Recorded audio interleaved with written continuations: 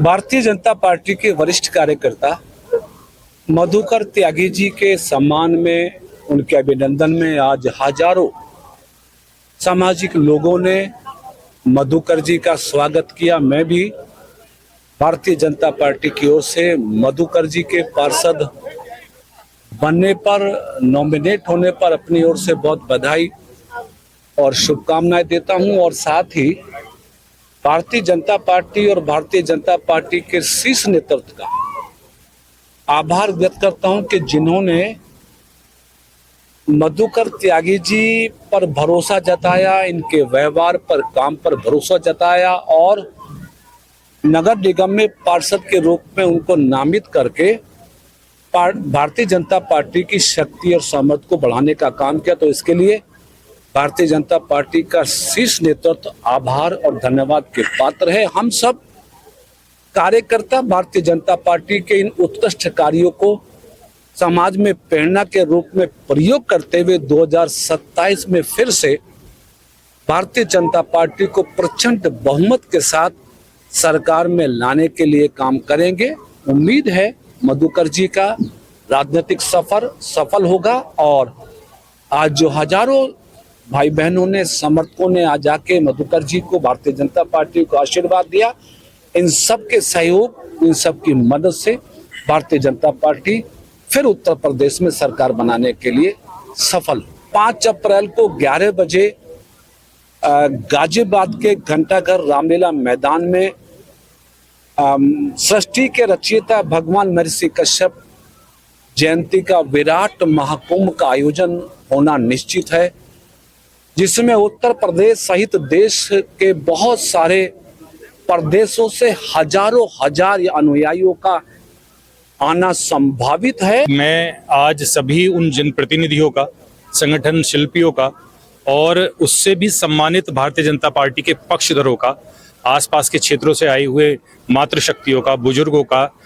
और नौजवान साथियों का मैं आज सम्मान करने का मुझे अवसर प्राप्त हुआ है। और ये अवसर मेरे सम्मान का नहीं था, बल्कि मैं उनको सम्मानित करना चाहता था कि उन्होंने मुझे सकारात्मक सोच से भारतीय जनता पार्टी में आगे बढ़ने की प्रेरणा दी। और आज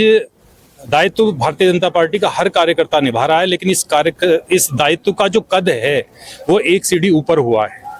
और ये दायित्व मेरे लिए और विस्तृत हो जाता है और मुझे उस कार्य को करने की आगे परमिशन देता है, उस कार्य करने की मुझे इच्छा शक्ति देता है कि मैं मिलकर समाज के अंदर जो भी मेरे कंसर्न कार्य इससे संबंधित होंगे, पार्षद पद से लेकर या अन्य भी होंगे जो समाज सेवा के होंगे, मैं अपने सभी जनप्रतिनिधियों के साथ मिलकर सहयोग से भारतीय जनता पार्टी के शीर्ष नेतृत्व से उनका निवारण करने का कार्य करूंगा। क्या रहेगा 2027? देखिए 2027 बहुत स्पष्ट तरीके से है, क्योंकि हाल ही में हमने बिहार चुनाव देखा है और बिहार चुनाव में जिस प्रकार से हमारी जीत धुरंधर तरीके से हुई है और हमारे माननीय योगी आदित्यनाथ जो हमारे सूबे के मुखिया हैं, वो स्टार प्रचारक के रूप में जब बिहार में गए थे तो उन्होंने वो रिकॉर्ड जीत दर्ज कराने में जो ऐतिहासिक जीत दिलवाई है वो बिहार में दिखा सकते हैं। जब वो अपने प्ले ग्राउंड पे खेलेंगे, अपने होम ग्राउंड पर खेलेंगे, तो वो जीत जो है कितनी ऐतिहासिक होगी, कितनी आसमानी होगी, उसका अंदाजा हम उनके स्टार प्रचारक होने के साथ साथ उनकी कार्यशैली से लगा सकते हैं। क्योंकि भारतीय जनता पार्टी ने आज तक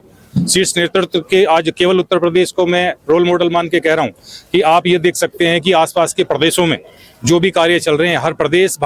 हमारे उत्तर प्रदेश जैसा बनना चाहता है। हर जनपद में एक उत्पाद है, जहां पहले माफिया होता था वहां पर एक उत्पाद है। और नई निवेश के लिए आपने देखा हो कि हाल ही में हमारा एक बड़ा जनप्रतिनिधियों का एक मंडल, एक पूरा ग्रुप जर्मनी गया था, सिंगापुर गया था, जो निवेश के